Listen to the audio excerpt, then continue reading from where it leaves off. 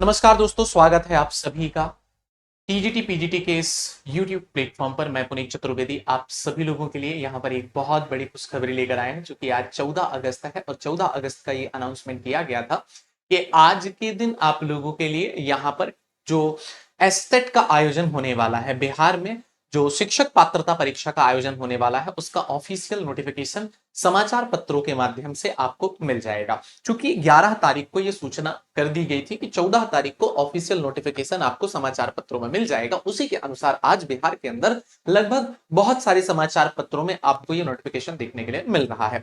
17 तारीख से फॉर्म भरने की तिथि शुरू हो जाएगी। तो चलिए हम डिटेल में बात कर लेते हैं। सबसे पहले तो यहाँ पर माध्यमिक शिक्षक और फिर उसके बाद उच्च माध्यमिक शिक्षक के विषयों के बारे में, कौन फॉर्म भर सकता है, क्या योग्यता होगी, कब से फॉर्म फिल होगा और सब्जेक्ट का कॉम्बिनेशन क्या कुछ रहने वाला है। इस बार एक विशेष बात जो है वो ये है कि कंप्यूटर को जो है, कंप्यूटर की जो एलिजिबिलिटी है वो आपका बहुत डिटेल में बताई गई है, और वो अगर एलिजिबिलिटी है तभी आप उसका फॉर्म फिल कर सकते हैं, अन्यथा कंप्यूटर सब्जेक्ट में फॉर्म फिल नहीं कर पाएंगे। तो चलिए शुरू करते हैं बिना देरी किए हुए। सभी लोग सेशन को एक बार लाइक कर दीजिएगा और चैनल में पहली बार आए हैं तो चैनल को सब्सक्राइब भी कर देना। तो देखिए, सबसे पहले हम शुरू करते हैं।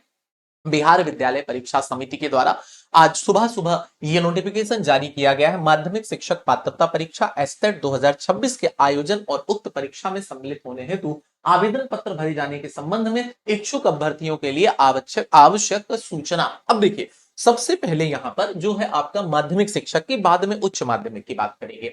तो ये कह रहा है आप लोगों को थोड़ा सा स्पष्ट नहीं होगा, क्योंकि ये एक न्यूज़पेपर में ही सबसे पहले यहां पर दिखाया गया और वो जो है आपका बिल्कुल छोटा छोटा है। तो मैं आपको रीड करके बता देता हूं कि 11 तारीख की बात है। 11 तारीख के जो आलोक में माध्यमिक कक्षाओं के लिए निर्धारित पाठ्यक्रम के अनुसार पेपर 1 के लिए माध्यमिक कक्षाओं में पढ़ाए जाने वाले सभी विषयों तथा उच्च माध्यमिक के लिए निर्धारित पाठ्यक्रम के अनुसार पेपर 2, यानी माध्यमिक कक्षाओं के लिए पेपर 1 और उच्च माध्यमिक कक्षाओं के लिए पेपर 2, 11 तारीख के आलोक में ही यह सूचना आपको ऑफिशियल नोटिफिकेशन देखने के लिए मिल रहा है। ये आपका आयोजन हो रहा है, ठीक है ना। अब इसमें सबसे पहले तो सर देख ली जाए संरचना क्या है इसकी, ठीक है, इसकी क्या कुछ संरचना है, किस तरीके की संरचना है, इस संरचना को सबसे पहले आप देखने का प्रयास करिएगा। शायद अभी आप लोगों को थोड़ा बहुत विजिबिलिटी होगी। संरचना में ये कहा जा रहा है कि पात्रता परीक्षा के प्रश्न बहुविकल्पीय होंगे, मतलब जो आपको पेपर मिलेगा वो कैसा होगा, मल्टीपल चॉइस क्वेश्चन होगा, ठीक है ना, ऑब्जेक्टिव टाइप पेपर होगा। प्रत्येक प्रश्न आपका 1 अंक का होगा। नेगेटिव मार्किंग यहां पर किसी भी प्रकार से नहीं होगी। तो ये ऑफिशियल नोटिफिकेशन में कह दिया गया 3 पॉइंट। ऑब्जेक्टिव पेपर होगा, प्रत्येक प्रश्न 1 अंक का होगा, नेगेटिव मार्किंग नहीं होने वाली। दूसरी बात, परीक्षा के विषयों की बात करते हैं कि माध्यमिक कक्षाओं के लिए निर्धारित परीक्षा पाठ्यक्रम में पेपर 1 के अंतर्गत क्या कुछ विषय रहने वाले हैं। तो जैसे हिंदी है, उर्दू, बंगला, मैथिली, संस्कृत, अरबी, फारसी, भोजपुरी, अंग्रेजी, गणित विज्ञान, सामाजिक विज्ञान, ठीक है। ये आपके यहां पर जो विषय है शुरुआती 112 कोड तक के, 101 से 112 कोड। अब इनमें ये कहा गया कि अगर आप इन विषयों के लिए फॉर्म भरना चाहते हैं, इन विषयों में माध्यमिक शिक्षक स्तर पर शिक्षक बनना चाहते हैं, तो आपके पास योग्यता क्या होनी चाहिए। तो पहला पॉइंट कह रहा है कि अगर आपने किसी भी मान्यता प्राप्त विश्वविद्यालय से कम से कम 50%, कम से कम 50% अंक अपने ग्रेजुएशन में, कॉलेज में, यूजी में, जिसे यूजी कहते हैं या स्नातक कहते हैं, है ना, जिसे ग्रेजुएशन कहते हैं, वहां पर 50% अंक हैं, तो फिर आप फॉर्म भरने के लिए योग्य होंगे। लेकिन साथ में बीएड की डिग्री होनी चाहिए। पहला तो ग्रेजुएशन में 50% अंक हो, दूसरा बीएड की डिग्री हो, तो आप इन विषयों पर फॉर्म भर सकते हैं, ठीक है। अगर ये नहीं है तो दूसरी योग्यता भी बता रहा है कि किसी मान्यता प्राप्त विश्वविद्यालय से स्नातक अथवा स्नातकोत्तर में कम से कम 45% अंक सहित, यहां पर स्नातकोत्तर तथा 13-11-22 के अंतर्गत ये आपकी सूचना दी जा रही है कि जिसमें समय सीमा, अध्यापक, शिक्षा कार्यक्रम की मान्यता के मानदंडों और मानक निर्धारण तथा नए पाठ्यक्रम अथवा प्रशिक्षण कुल करने के लिए अनुमति विनियम 2002 10 12 17 2007 को अधिसूचित किए गए नियम के अनुसार, अगर राष्ट्रीय अध्यापक शिक्षक परिषद नियम 2007 के अनुसार राष्ट्रीय अध्यापक शिक्षा परिषद से मान्यता प्राप्त संस्थान में आपने स्नातक किया है और बीएड किया है, तो मान्यता प्राप्त शिक्षक संस्थान में आपने अगर यहां से क्या कर रखा है, जो डिग्री है वो ले रखी है और बीएड के साथ में, तो भी आप एलिजिबल हो जाएंगे, ठीक है। राष्ट्रीय अध्यापक शिक्षा परिषद से, अगर अध्यापक शिक्षा परिषद से मान्यता प्राप्त किसी भी संस्थान से विषय या विषय समूह में आपने क्या किया है, तो यहां पर लिखा हुआ है बीएससी किया है, बीएड किया है या 4 वर्षीय कोई डिप्लोमा कर रखा है तो भी आप मान्य होंगे, पात्र माने जाएंगे। ठीक है ना। एक वैकल्पिक विषय के रूप में अब देखिए यहां पर क्या है, आपका शारीरिक शिक्षा के लिए बताया गया है। अगर शारीरिक शिक्षा आपका विषय है माध्यमिक स्तर पर, तो वैकल्पिक विषय के रूप में शारीरिक शिक्षा आपकी हर वर्ष, तीनों वर्ष, जो ग्रेजुएशन के तीनों वर्ष हैं वो तीनों वर्ष शारीरिक शिक्षा के सब्जेक्ट आपके होनी चाहिए, एक सब्जेक्ट के रूप में कंपलसरी है, और 50% ग्रेजुएशन में अंक प्राप्त होनी चाहिए। ठीक है, ये बात हो गई। इसके अलावा यहां पर आपको और चीज ध्यान देनी है, अथवा अगर ये नहीं है तो दूसरी योग्यता आपको दे रहा है कि एक वैकल्पिक विषय के रूप में शारीरिक शिक्षा विषय के साथ 45% अंकों के साथ शारीरिक शिक्षा स्नातक की उपाधि आपने ली हो। एसोसिएशन ऑफ इंडियन यूनिवर्सिटी तथा इंडियन ओलंपिक एसोसिएशन के द्वारा मान्यता प्राप्त राष्ट्रीय अथवा राज्य अथवा अंतर विश्वविद्यालय खेलकूद अथवा अन्य खेल प्रतियोगी अथवा एथलेटिक्स में सहभागिता दी हो तो भी आप यहां पर एलिजिबल होंगे। अगर ये नहीं है तो 45% अंकों के साथ स्नातक की उपाधि हो जो कि राष्ट्रीय अथवा राज्य अथवा अंतर विश्वविद्यालय खेल कूद अथवा खेली प्रतियोगिता में या एथलेटिक्स में सहभागिता दी हो तब भी एलिजिबल होंगे। अगर ये नहीं है तो प्रतिनियुक्ति सेवारत अभ्यर्थी है ना, अर्थात प्रशिक्षित शारीरिक अध्यापक कोच 45% अंकों के साथ आपने प्राप्त किया हो तब भी योग्य होंगे। ये नहीं है तब भी क्या कह रहा है कि 45% अंकों के साथ शारीरिक शिक्षा में आपने स्नातक कर लिया हो, और इतने सारे अन्य पॉइंट लगाए गए हैं शारीरिक शिक्षा के लिए कि इनमें से कुछ तो होगा ही, तो फिर आप फॉर्म फिल कर पाएंगे। संगीत शिक्षा के लिए भी कह रहा है कि न्यूनतम 50% अंक हो किसी भी विश्वविद्यालय से, मान्यता प्राप्त विश्वविद्यालय से। ललित कला विषय की अगर बात करें तो यहां पर भी न्यूनतम 50% अंक। नृत्य विषय की बात करें 116 कोड के साथ, ये भी 50% अंक अगर आपका किसी भी मान्यता प्राप्त विश्वविद्यालय से है तो यहां पर आप फॉर्म भरने के लिए योग्य समझे जाएंगे। देखिए विशेष विद्यालय अध्यापक के लिए भी सूचना है, इस बार भी है, पिछली बार भी रही है। ठीक है, तो विशेष विद्यालय में भी अगर बात करें तो कम से कम 50% अंकों के साथ में आपको विश्वविद्यालय में स्नातक उपाधि धारित होना चाहिए। और इसके अलावा साथ ही साथ कहता है, एवं लिखा है मतलब साथ में, भारतीय पुनर्वास परिषद से मान्यता प्राप्त संस्थान से वित्तीय शिक्षा में बीएड के साथ भारतीय पुनर्वास परिषद के है ना बैच संख्या का भी यहां पर निर्धारण होना चाहिए। तो क्या कहता है कि आपका क्या होना चाहिए, एक एक्स्ट्रा बीएड भी आपको होना चाहिए। अब ये दोनों चीजें कंपलसरी है। अगर ये नहीं है तो फिर तीसरा पॉइंट आपके लिए लिखा हुआ है कि बीएड के साथ में आप क्या कर रखे हो, पुनर्वास परिषद से मान्यता प्राप्त जो भी संस्थान है वहां से सर्टिफिकेट या डिप्लोमा आपने लिया है जो कि विशेष शिक्षा में बीएड के समन्वय माना जा रहा हो। ठीक है, और अगर इसमें एक एक्स्ट्रा चीज और जुड़ रहा है, क्या जुड़ रहा है कि इसके साथ में एवं, एवं लगा मतलब ये भी होना चाहिए, अंतर दिव्यांगता के केंद्र में 6 माह का अध्ययन प्रशिक्षण हो आपके पास में, आपने 6 महीने तक पढ़ाया हो तो फिर आप यहां पर पात्र होंगे, अन्यथा नहीं। अभ्यर्थी अपने स्नातक में जितने भी पठित विषय है ना, उन विषय के अनुसार किसी भी एक विषय का कोर्स का चयन कर सकते हैं, एक विषय कोर्स का यहां से चयन किया जा सकता है। तो ये तो थी सर माध्यमिक वाली बात। ठीक है ना, जो माध्यमिक वाली बात थी वो हमारी यहां से समाप्त हो जाती है। अब एक बात और आती है, विषय समूह। गणित वालों के लिए कॉम्बिनेशन क्या होगा माध्यमिक में, तो देखिए माध्यमिक में ये कहा गया 9-10 के लिए विशेष रूप से, ठीक है, कि स्नातक स्तर पर गणित के साथ आपका भौतिकी हो, इलेक्ट्रॉनिक्स हो, कंप्यूटर हो, साइंस हो, रसायन विज्ञान हो, सांख्यिकी विषय हो, इनमें से कोई भी 2 विषय स्नातक स्तर पर हो, कोई भी 2 विषय स्नातक स्तर पर हो, अथवा इंजीनियरिंग से स्नातक जिसमें गणित की विशेषता हो, अगर इंजीनियरिंग कर रखी है तब भी आप पात्र होंगे। इस क्रम में स्पष्ट किया गया है कि स्नातक स्तर पर कंप्यूटर साइंस में है ना, जो आपका यहां पर क्या है बीसीए की योग्यता को सम्मिलित माना जाएगा। देखिए कंप्यूटर साइंस में बीसीए, जिन लोगों का बीसीए है वो भी माने जाएंगे माध्यमिक स्तर में, स्पष्ट रूप से लिखा हुआ है। नहीं तो बीसीए के लिए फिर केस चलने लगता है, लड़ाई होने लगती है कि बीसीए को मान्य किया जाए या ना किया जाए। विज्ञान में स्नातक स्तर पर जंतु विज्ञान, प्राणी विज्ञान, वनस्पति विज्ञान, रसायन शास्त्र, इन विषयों में पठित हो अथवा इंजीनियरिंग से स्नातक हो जिसमें विज्ञान की विशेषता हो, है ना, और इसके अंतर्गत उपर्युक्त विषयों के अलावा बायोटेक्नोलॉजी और माइक्रोबायोलॉजी को भी समन्वित किया गया। देखिए विज्ञान में विशेष रूप से बात की जा रही है कि विज्ञान के अंतर्गत आपके यहां पर वनस्पति विज्ञान एवं रसायन शास्त्र विषय में पठित हो। इसके साथ ही साथ अगर आपका बायोटेक्नोलॉजी है, माइक्रोबायोलॉजी है, तो भी आप यहां पर योग्य माने जाएंगे। अगली बात है सामाजिक विज्ञान के लिए बहुत महत्वपूर्ण विषय। अब बहुत ध्यान से सुनना, ज्यादातर अभ्यर्थी इसी के रहते हैं। स्नातक स्तर पर सहायक विषय है ना, प्रतिष्ठा विषय के अंतर्गत सहायक विषय प्रतिष्ठित विषय के रूप में क्या होना चाहिए? इतिहास, भूगोल, अर्थशास्त्र, राजनीति शास्त्र, इनमें से किसी भी विषय में उत्तीर्ण हो जिसमें अनिवार्य रूप से एक विषय इतिहास या भूगोल का कंपलसरी है। एक सब्जेक्ट इतिहास या भूगोल का होना ही चाहिए, नहीं तो आप पेपर नहीं दे पाएंगे, फॉर्म नहीं भर पाएंगे। ठीक है। फिर इसके बाद प्राचीन इतिहास विषय को इतिहास विषय के संबद्ध माना जाएगा। जो प्राचीन इतिहास है, अगर किसी ने प्राचीन इतिहास लिख रखा है तो उसको इतिहास से ही संबद्ध माना जाएगा, परेशान मत होइएगा।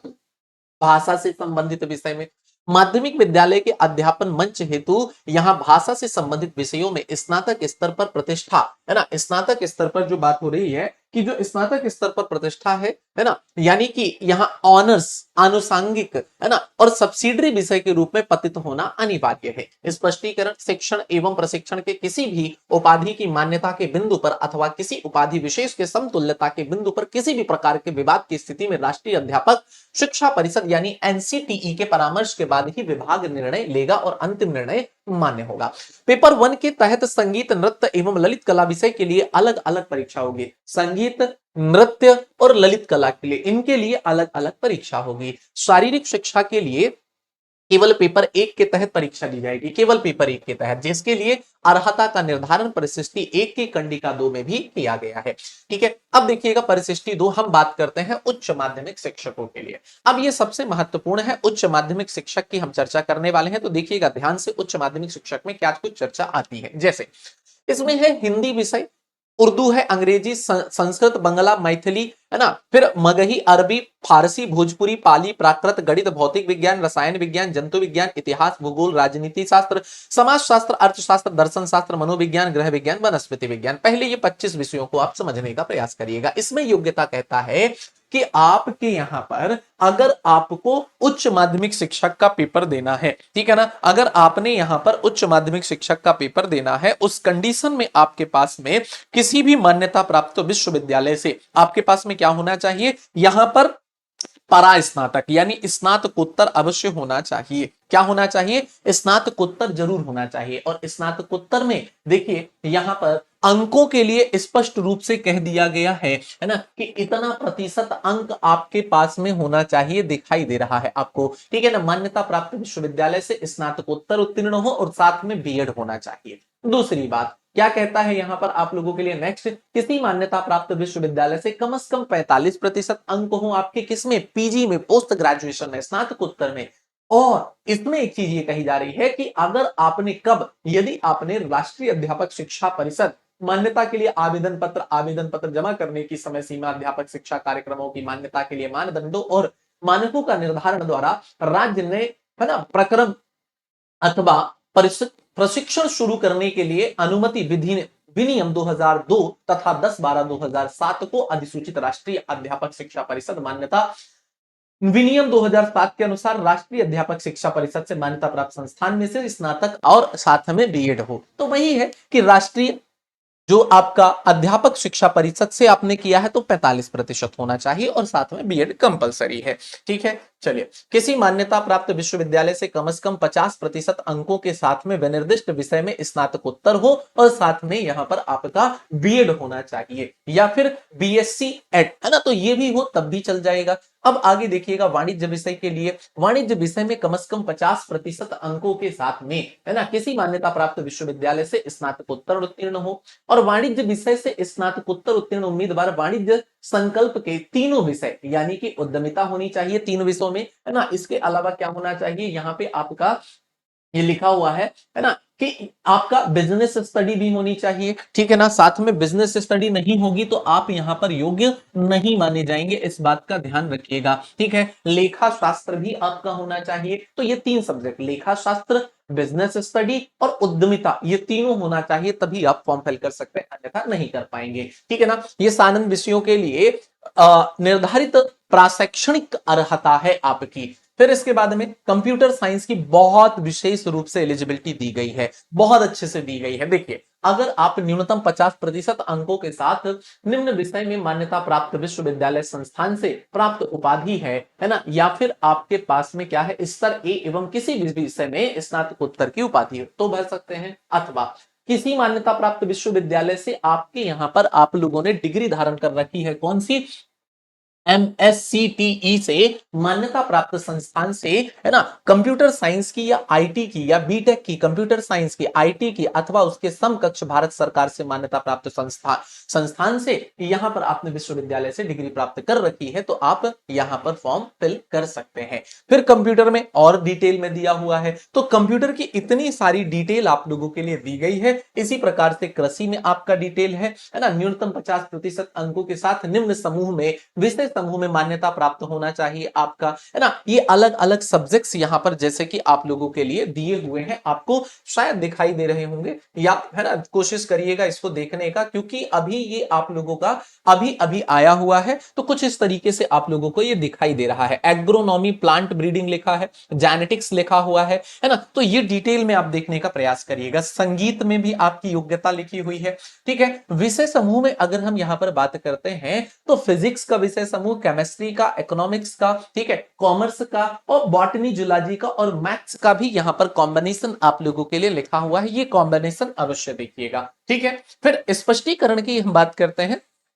चलिए, अब नेक्स्ट बात आते हैं, परीक्षा की अवधि कब होगी और बाकी सारी चीजों पर और भी हम चर्चा कर लेते हैं, है ना। इसकी बाकी सारी डिटेल चीजों पर हम एक बार और चर्चा कर लेते हैं, क्या कुछ चीजें होंगी और कितने प्रतिशत अंक लाने पर आप पात्र हो जाएंगे, पास हो जाएंगे। चूंकि ये पात्रता परीक्षा है, ठीक है, तो इसमें इतने प्रतिशत लगभग अंक ला लेंगे तो आप पास हो जाएंगे, ठीक है। वही हमें यहाँ पर ध्यान से देखना पड़ेगा। पाठ्यक्रम, जो से पेपर 1 की बात की गई कि माध्यमिक के अंतर्गत अगर हम बात करें तो पेपर 1 आपका आता है, ठीक है। इसके अंतर्गत आने वाले विषयों में राज्य के विश्वविद्यालयों के, है ना, लागू स्नातक, क्या है, लागू स्नातक स्तरीय पाठ्यक्रम तथा पेपर 2 यानी उच्च माध्यमिक के तहत आने वाले विषयों के लिए राज्य के विश्वविद्यालयों में लागू स्नातक प्रतिष्ठा स्तरीय कार्य जो पाठ्यक्रम है इसकी बात की जा रही है। जैसे प्रश्न पत्र या पैटर्न की बात करते हैं तो माध्यमिक शिक्षा पात्रता परीक्षा में पूछे जाने वाले प्रश्नों में 100 अंक निर्दिष्ट विषय वस्तु से होंगे तथा 50 अंक शिक्षण कार्यक्रम से होंगे,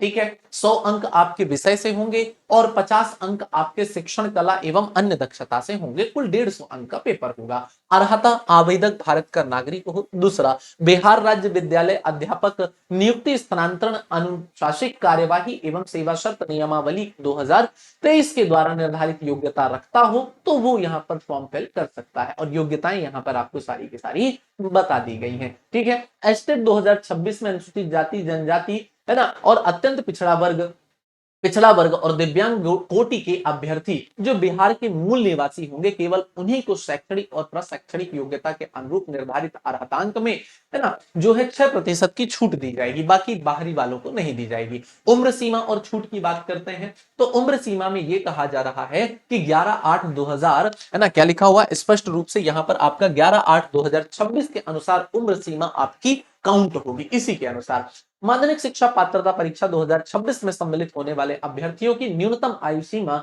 21 वर्ष होनी चाहिए, है ना। न्यूनतम आयु सीमा कितनी होनी चाहिए, 21 वर्ष। और अधिकतम आयु सीमा के लिए बताया गया कि अगर आप अनरिजर्व्ड मेल हैं, है ना, अनारक्षित पुरुष हैं तो 37 वर्ष होना चाहिए अधिकतम, इससे ज्यादा नहीं। अनारक्षित महिला है तो 40 वर्ष से ज्यादा नहीं होना चाहिए।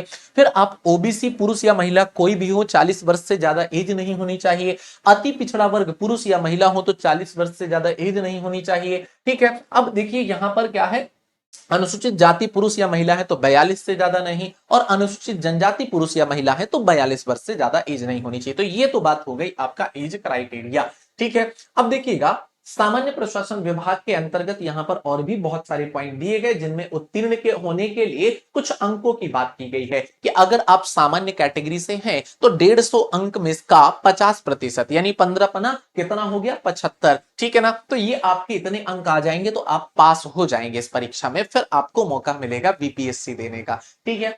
टीआरई 4.0 जिसकी हम बात करेंगे बाद में। पिछड़ा वर्ग, यहां 45.5% अंक आ जाते हैं 150 प्रश्नों के, तो आप पास हो जाएंगे। अब फिर अगला लिखा है अत्यंत पिछड़ा वर्ग 42.5% अंक ला लेते हैं तो भी पास हो जाएंगे।